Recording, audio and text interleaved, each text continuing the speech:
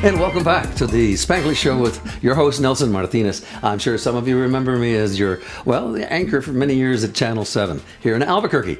So, I can't settle down, as they say. I love the podcasting, and it gives me an opportunity to meet so many wonderful people. Talented, that's what I really get off on, because today we have a super talented man that's going to be telling you how he got started. An artist extraordinaire. Please welcome Mr. Michael Ostaski. Mira, ¿cómo estás, hombre? How are you? How are you? Gracias. I'm very well. Thank you. It's really nice to see you. Thank you for spending some of your precious time with us. I know you live up in the East Mountains area. That's correct. And so you're a New Mexican through and through if you've had the battle weather up there. Oh, yeah. It's a beautiful place and real quiet and private for me. And I don't know if it's my final place, but it's been really great so far. And, the snow gets a little much, but hey, it's beautiful. It's picturesque postcard. Well, oh, man. You can't stop admiring that part of Albuquerque, per se, and the wilderness and all of that. Let's talk about your career real quick in a snapshot, and then Sure. We'll get back to the beginnings. But how in the world did you get interested in doing what you do? It runs in my family. I'll bet. My father was a great magician. No kidding. An artist extraordinaire, him, and then growing up with him, he promoted art and music, but mostly art. Really? But as far as my dad, he was a great magician, and he actually was the manager of the Magic Castle for like 14 years in Hollywood. Wow. And he was also the staff artist to their magazine called Genie. And, every time my mom and dad divorced when I was young, but I still, went to visit him every summer. And he would promote me. He'd sit me down and say, "Start drawing. I want to see what you can do." And it started that way. And a parent is always somehow responsible, aren't they? Yeah, but I really, I loved the idea that my dad was not traditional. And how so? What do you mean by traditional? Well, he would saw my mother in half. He would put her in a guillotine on stage, and his stage name was Tricky Mickey. And actually, I'm Michael Ostaski III. But my father, Michael Ostaski Jr., wasn't the greatest. Michael Ostaski is not the greatest stage name, right? So he had his name changed to Mickey O'Malley for show business sake. Mickey O'Malley. Mickey O'Malley. Well, he lived in New York. Long story short, lived in New York, and the Irish were popular, so he thought, hey, Mickey O'Malley would be good. So Tricky Mickey, and that's how it was. But anyways, it was just the idea that he was not traditional. He really flowed with show business, and he was a hand model on TV commercials, just did things that he wanted and he loved to do. And I looked up to him and I said, that is just the greatest thing. So one other little thing, though, I tried to be traditional, and I worked as a fry cook, and I did all this, and I just decided, I don't really care for that. So I got to find something else to do. How old were you around this time? I was in my... I think I did my first painting when I was 8. So that's what I was going for. Yeah. What the world? I mean, your dad was a magician, per se. Mm-hmm. But how did that spin into the wanting to do a painting, per se? It was just, I loved painting. I loved it. And I would create something that hadn't been created before. And, and I had, several paintings. And then all of a sudden, some people are saying, hey, that's pretty good, you know. Do you want to sell that? Whoa. Whoa. You know, and I'm like 12 years old or something by then. That's a ticket right there. And yeah, the money, you know, all of a sudden kind of triggered a desire to keep going. Of course. Do you feel by any means or any way that you're actually a reincarnate of your dad, and your dad reincarnate from somebody else millions of years back? You got to have some, because I know I'm a past town crier, I'm sure, but I don't know for sure. But you know, the reincarnation thing, I really feel, my God, you've got to have that in your DNA. I've never really thought about it, but you know, it could be, and I don't know. That's an interesting question. Yeah, I've always felt that what motivates me. Am I alone? Are we alone? You know, I don't think so. We weren't just come to life on conception day. Maybe that went back many, many years. Well, I mean, how old is the planet? Yeah. You know. Well, I must say the spirit or my talent actually. It came from learning in schools. I mean, I went to, you know, all kinds of different places to learn how to do art, you know, and also with my father and my family. But I think it's born in me. It really is. So that is inherited for sure. I think so, sure. Because I could come up with an idea, or somebody could come up with an idea for me, and I can completely understand it and go, you know, this would be better. Why don't we do this?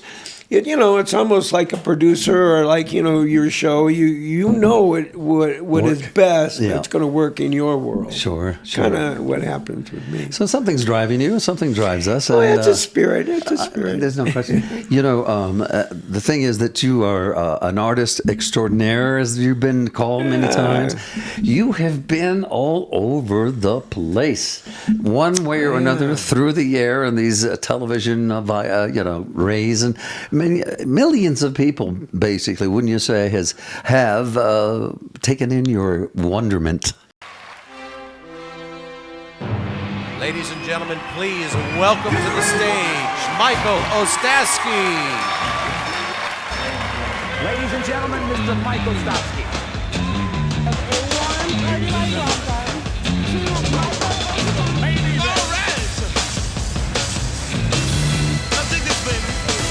This is Art Explosion.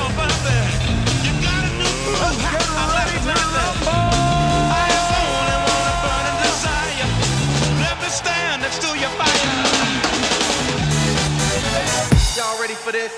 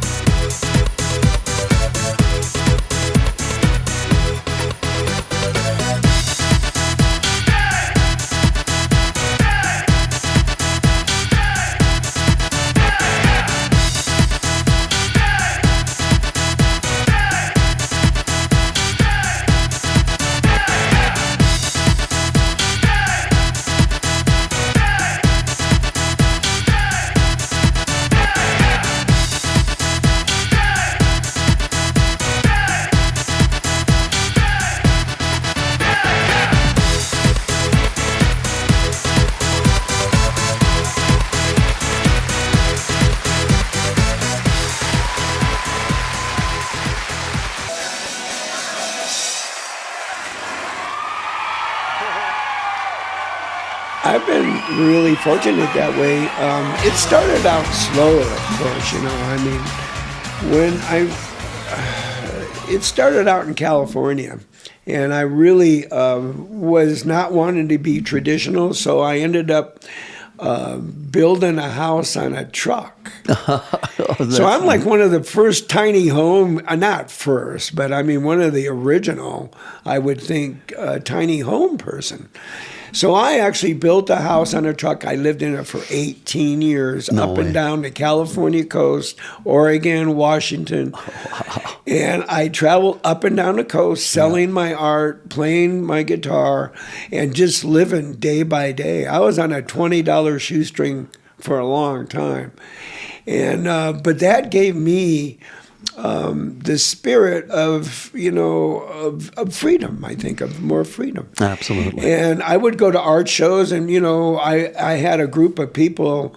We were called the Northwest Touring Company, and a book came out, and it was called Rolling Homes. Rolling Homes. And I was a feature article in that. I was like this, this center article of this, and that pushed me into a whole world of the book company. Even put me on a book tour, and next thing I know, then there's people were clamoring about that. Living in a tiny home, and look at he's everywhere, wherever he goes, he's never too far from home. Well, that's pretty true. And but basically, if I was somewhere and maybe I didn't really care for it, or the weather, or I would just start up my house and move. Isn't that cool? And people said, "You can't do that. You can't do that." How long ago was this? Do you remember when you first decided I'm going to do my own little truck thing? I was 23 years old when I first started building the house truck, and I'm 73 now. You're but a young pup? Well, I don't know about that. I feel pretty good. Well, listen, I want to hear more about your music, your guitar, the whole thing here as we progress. Sure. Right now, we're going to just take a short, what do they call them? Breaks? Yeah. Short break. And thanking people that are with us time and again for tuning in to the Spanglish Show with Nelson Martinez, your host. So stand by. We'll be back in just a moment. Hi there. The Spanglish Show with Nelson Martinez proudly welcomes our new sponsors. That's right, La Mexicana Tortilla Company. Oh boy, it'll bring you the greatest food and taste and service every time. Thank you to you. And Flor de las Flores Dispensary, your go-to spot for care and good service. Thank you. Gracias for supporting our show and community. Really nice to hear that. Stay tuned and stay connected.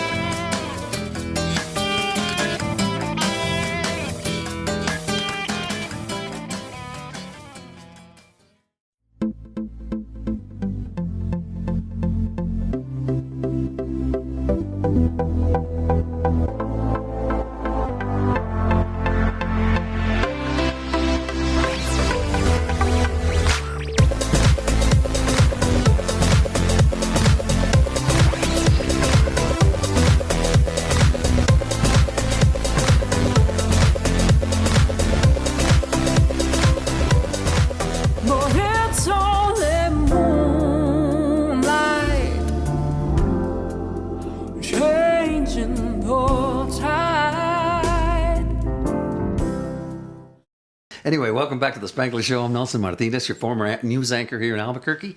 So much fun to do this podcast because we get to meet all kinds of people, all kinds of talented people, not just ordinary people. I don't care how many people you'll hear here on the podcast. They're all talented in some way or another, and we're here to let you know about it. And today, as we went to break, we're talking about the famous Michael Ostaski. You know him? Of course you do if you've watched any television in your past years. He can throw paint on a canvas. But being it's Marilyn Monroe, it's a number of people. Let's let him tell you about it. Welcome to the show, Senor. Again, we were talking a little bit earlier about this whole deal, how it all came about, and you're a guitarist and all that. We're going to play a little guitar, or at least show him off. Yeah, sure, you betcha. Well, it all started with me kind of leaving California and arriving here in New Mexico, and I decided that it was time to kind of get out of the house truck thing and maybe settle down a little bit. But in the meantime, I met some really great people here, and I got a chance to do some mural work and background work for the Pink Flamingos, which everybody knows of Pinks. Of course, that's big time. Yeah, and they hired me to do some background stuff, and and we became really good friends. And then one thing led to another, and they saw my talent, and they said, have you ever considered doing like a stage show of painting live on stage, you know. With the big canvas and all Yeah, that with sort the of big thing? canvas. And I said, well, I've done, you know, like murals and slow kind of things behind people before. And I Sure. thought that was cool. And Dan, who is the, you know, the head of the Pink Flamingos, or one of the guys, Yeah. he goes, but Michael, we want something that's going to explode and be exciting and do it like really quick. And there was another gentleman, Danny Dent, and Dan referred to him, and he goes, this guy has got something going on. Can you do similar, you know, we don't want to rip them, but we want something that we could add to our act, and you could be the guy. Well, there you go. That sounds And like yeah, and innovative. I went, yeah, so I said, well, you know, okay, and I had a little art studio set up. I practiced for about 3 months, almost nonstop. No.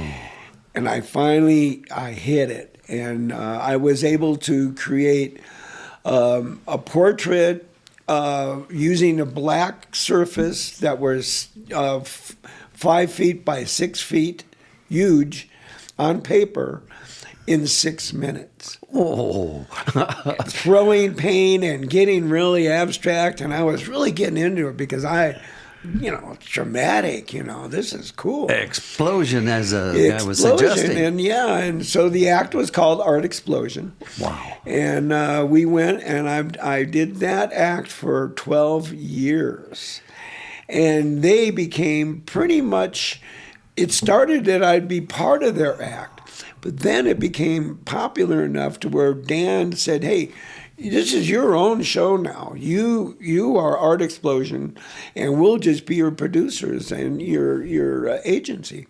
So for 12 years, that's the way it worked. And they sent me to Oman, Saudi Arabia. I did a show for a sheik. I've been to China, Japan, all over United States. Unbelievable. Yeah, Mexico. I knew you've been worldwide and all of that sort of thing, but goodness, you're bigger than I thought. Well, I don't know, and it's very nerve-wracking, because the one thing I'm going to say is that, you know, earlier we were talking about getting out of your box, you know, trying to do something that you either don't know you can do, or the desire and how you're going to. It is really scary, this act, because you can't erase it. And if you throw paint in one bad area, then you're kind of like, stuck. You're stuck. There's With that nothing you can direction. do.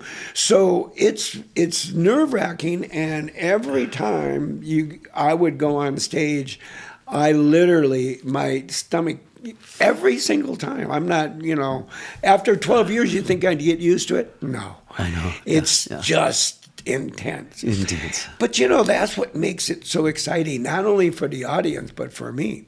Because sometimes I don't even know, oh, boy, I hope this is going to work. Well, you sure have the confidence up there. You're just splashing paint up there, and Well, all of a you sudden, know- voila, there's Marilyn Monroe. Well, you promise somebody you're going to show up, and you promise somebody, you know, and you're going to paint this portrait of, and typically I would do keynote speakers, or I would do celebrities. You know, I've done many, many celebrities. Elvis Presley, Liza Minnelli, Well, yeah, but I mean, even the ones that are Bryan alive. Bryan Cranston. Yeah, look so, at you. yeah, and Cheech Marin, you know. Oh, yeah. Yeah, and so they were there, which is the really cool part, you know. They and, were there. What do you mean, in the audience? Yeah, they would be in the audience. Well, or you're they doing would somebody be, else. Yeah, they would be the keynote speaker. Oh, sure. So it was a way to introduce the keynote speaker. Well, isn't that fancy? I know, and I was like, this is a great idea. So they would get me plenty of gigs like that, because there's all these keynote speakers all around the world doing their thing, and what a great way to introduce them. And the understanding is the electricity in that room when you start getting the applause when you're accomplishing an incredible piece of art. Well, yeah, thank you. And the other thing about it is it was just a genius move on all of our part, I think, because when you see a performance like this, you don't know what I'm painting. Wow. So it's all surprise. It's all a mystery. And then I got to the point where I would do them upside down to even make it even more complicated for me. And not only that, but way confusing for the audience. And then flip it around and go, oh my God, look at who that is, So it was quite interesting. Quite a deal. How cool is that? But I don't do that much anymore, and I there's other people now doing it, and then my team went on to create another show, which is fantastic, and it's called Outrageous. Outrageous. Outrageous. A-R-T. And they have Rageous. music and talent, and they have several painters now, so they've just taken it to another level. And at, my point of life, I just kind of handed off the ball and said, yeah, guys, go for it. I'm fine. I do my other things now. Sure. I have other things going on. So I love this story about the conversion of a truck. Back to that again. It kind of became an RV, so to speak. You were what's it called? When you're really in a great place. Camping, glamping, I guess it's called. Glamping, yeah. And so you found that interesting. For how many years did you do that? And were you painting at that time? Yeah, I did craft shows and art shows all along the coast. I was a really coastal guy. I loved the ocean, and I would drive my house up and down the coast and go to art shows and fairs. And so, to interrupt, I'm thinking, okay, revenue. We need some money here to survive. Would you survive on tips? Would you survive on perhaps a contract or two to go, like you said, to a company or something? I mostly sold little items, and I played music, and that didn't make much money, of course. But I gotta say one thing. There was an art show. This is a good example. Yeah. There was an art show in Santa Cruz, California, and right down the street there's this beautiful big venue. It was called the Catalyst. And all these famous people, would like Carlos Santana and Sure. Barney Raitt, Yeah. they would perform there. Well, one weekend they had a 3-day weekend art festival right in the park next to the Catalyst. And during the day, these superstars, they had nothing to do, so they'd walk around. Carlos Santana and his mother actually came into my house because I had my house on display. See what it was like, fly or spiders to the flies or something. The people would look at my house and go, we got to go see this. Wow. So once I got the people interested in me or in my world, Yes. they would come in and I would have things for sale, small trinkets, little paintings, little whatnots, $20, $40 here and People there. are so supportive. And I would just, and in those days, $100 was a lot of money. Of course. In those days, meaning the 70s? Yeah, 80, yes. yeah. Late 70s. Late 70s. And, that was some, good enough I could buy rice and beans and a 6-pack and get some gas and go to the next venue. But I got to tell you this one thing about that weekend. Yeah. Not only did some celebrities come in and see the house and really, an older gentleman told me, he goes, you need to charge admission. I go, that's capitalism. I don't want to do that. He goes, well, at least you could do is put a tip box. A little donation thing. A donation. That weekend I made $300 on 25-cent donations. Wow. I couldn't believe it. I go, I just felt rich at that time. Sure. There was a performer I remember hearing that he says he used to have quarters tossed at him when he was doing his little musical thing or something. And then he says, well, things have changed a little bit. I want you to take those quarters because somebody might get hurt. Wrap them in dollar bills. Yeah. And throw them in there. But sure, that was wonderful. That's, you got to start in the mailroom sometimes. Well, stories like that, I dream. Every once in a while, I'll have a dream, and it'll be what really happened to me. And it was like, is that a dream? Did that really happen? Yeah, It really did. DNA, señor, es lo que vive en nosotros. It's what lives in us. Okay? Yeah. That triggers, just like, I always equate it to, like, God forbid, when an airline goes down, there's a black box and it beep, beep, beep. They find, well, maybe that's us. Maybe we got this little eternal beep, beep, which tells us now and again, yes, Michael Ostaski, you got to paint. You got to be this. You got to be that. And something triggers, no? How in the world did you become so famous and so good and so talented and so beautiful? Well, I appreciate your comment. I mean, I just live my life the way I know how to do it. It's beautiful. It's like you're floating in the plane that we all want to be in, and you earned it. You're a musician as well. That reminds me, we said we were going to show off a guitar or two. We're going to do that right after the break. Sounds good. Michael Ostaski, ¿verdad? Lo dije bien. I said it right. It's a pleasure to have you here. My gosh, it's like your major talent. And that's what I love about this broadcasting thing that I've done forever, is you get to meet so many people. They walk around obscurely like they're, regular. And then there's a person like you that's the same, just like the rest of us. I got to tell you one thing. I'm glad that I feel like I'm famous in my own mind, and I don't want to be famous because, that's kind of a curse. I've met so many famous people in my career here. Sure, they hate it. Some of them are not too happy. But they knew that going in. Yeah, you can't even go to the store and buy stuff without people hounding you. So, you know what? Let's be cool and low. Not that I'm famous, but when I was on the air, et cetera, people recognized you on the street. Yeah. And so one day, I got up, it was Saturday morning, I looked like, death warmed over or something. And I had to get some mustard, I don't know what. So I went to the local store there and I looked like heck, and I didn't think anybody recognized. So I said to the store clerk, I said, can you tell me where the mustard is? And he turns sharply to me and says, are you that news guy? I said, what? Yeah. Your voice. So people recognize you in lots of things, and you instantly are recognized with that beautiful painting. You just come to life. Well, luckily, they seen the back of my head more than they saw my face.